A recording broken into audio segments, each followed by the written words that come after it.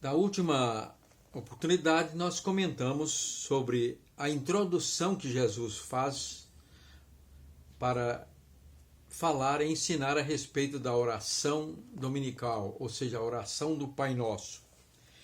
Hoje nós vamos continuar então comentando essa oração.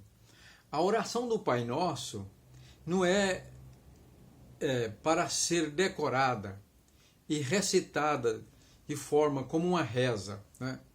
Não tem nada de errado em fazer isso, mas esta oração que Jesus aqui ensina, ela é uma oração padrão que serve como orientação para o cristão orar. Como ele deve orar, as condições que são necessárias espiritual e moralmente para que a nossa oração seja respondida, aceita diante de Deus. Então lemos aqui: portanto, orem assim. Depois que ele falou daquela questão de como se deve orar, né? Não para ser visto. Nós estamos falando aqui da oração individual, né? Que não era para ser vista, mas em secreto. Agora ele continua, versículo 9 do capítulo 6 de Mateus. Portanto, orem assim: Pai nosso que estás nos céus, né? Vou comentar essa primeira frase aqui, né? Pai. Ele começa com a expressão Pai. E Jesus, ele sempre ora falando com o Pai dessa forma. Lá em João, no capítulo 17, na oração ali de despedida, aquela oração que é denominada sacerdotal, né? Logo depois da ceia, ele então faz, ou talvez, não me lembro bem agora, mas foi antes ou depois da ceia, mas se não me engano, depois da celebração da ceia, ele orou ao Pai e ele começa orando, chamando Deus de Pai, né? Noutra ocasião ele repete Pai Santo, outra meu Pai, noutra ele diz ó Pai, né? Então ele disse, vocês devem orar assim. Na antiga aliança, a relação de Deus era com uma nação que ele criou a partir de Abraão, Isaque e Jacó.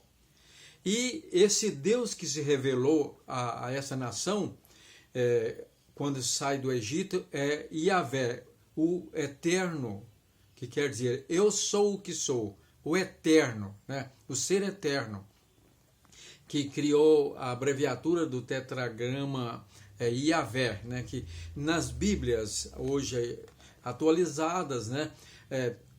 A palavra Yahvé é sempre traduzido para Senhor em letra maiúscula. Então essa relação do povo de Israel era uma relação de nação, o Deus de Israel, né?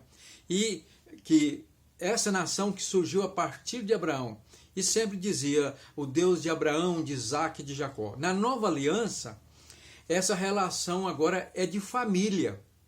Jesus quer que nós saibamos e Deus quer que nós vivamos e sintamos e relacionemos com Ele dentro da comunhão da igreja como família. E se somos uma família, Ele é Pai, Ele é o Pai, né? A família, e nós somos filhos. E entre nós somos irmãos. E Cristo é considerado como o irmão mais velho. E segundo a tradição, né, antiga, o primogênito era o único que herdava, era o herdeiro de toda a riqueza do pai, né? Mas ele tinha a obrigação, nessa herança, de compartilhar dela com seus irmãos, cuidar dos seus irmãos. Então, por isso que Paulo diz que nós somos co-herdeiros com Cristo. E é tão interessante essa expressão de família, que nós vamos ver aqui, Paulo fala em Gálatas, no capítulo 5, nós temos aqui em Gálatas, capítulo 5, versículo, ou melhor, Gálatas, capítulo 6, né? Gálatas, no capítulo 6, versículo 10, lemos o seguinte. Olha o que Paulo diz.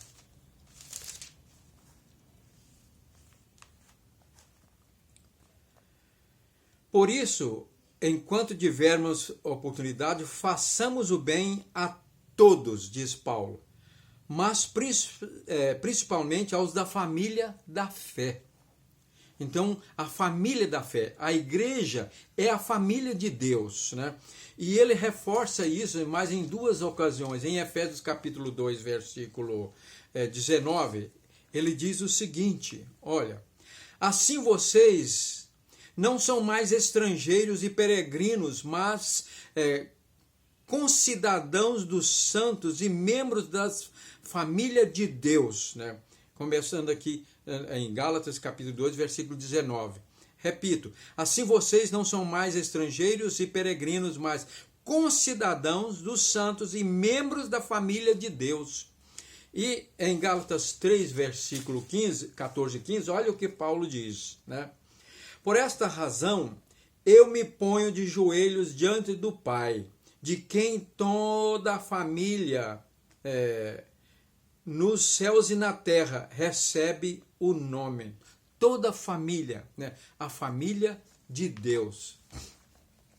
Portanto, aqui nós podemos fazer uma paráfrase com o Salmo 23. Quando eu lecionava aula, ministrava aula de ensino religioso para os meus alunos, né, no ensino fundamental, eu usava fazer uma atividade do Salmo 23 para eles reescrever o Salmo 23 a partir do conceito da oração do Pai Nosso. Então nós podemos ver ali a seguinte comparação. Por exemplo, em vez lá diz o Senhor, Davi diz, o Senhor é o meu pastor, né? Então nós poderemos fazer uma paráfrase orando assim, o Senhor é meu Pai. Lá diz, nada me faltará. Então ele me cuidará do meu sustento, me faz descansar no seu cuidado, no seu sustento.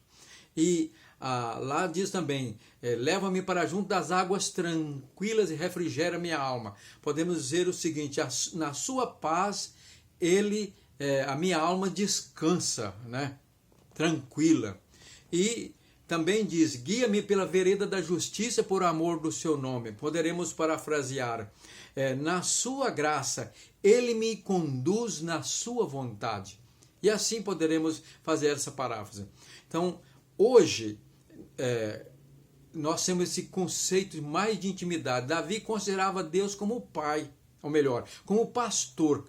Mas aqui hoje nós temos o Senhor como o nosso Pai. Por isso Jesus disse, vocês devem orar assim, Pai nosso que estás nos céus, né? Um Pai nosso, esse Pai que está nos céus, onipresente em todo lugar. Aonde você estiver, você pode ter certeza que você está na presença dele, no cuidado dele, e pode falar com ele mesmo em espírito, pela mente, trabalhando, viajando, dirigindo. Então, ele é o nosso Pai, né? E nós somos a família. E Jesus é o nosso irmão mais velho, que nos resgatou da escravidão, né? E nos faz compartilhar de toda a herança de Deus que ele recebeu. E se somos uma família, nós vivemos na comunhão do Espírito Santo, né? E essa comunhão, como dizem na bênção apostólica, que é a graça de nosso Senhor Jesus Cristo e a comunhão do Espírito Santo, essa comunhão é universal. Aonde nós nos encontrarmos em qualquer parte do mundo, mesmo sem conhecer, há essa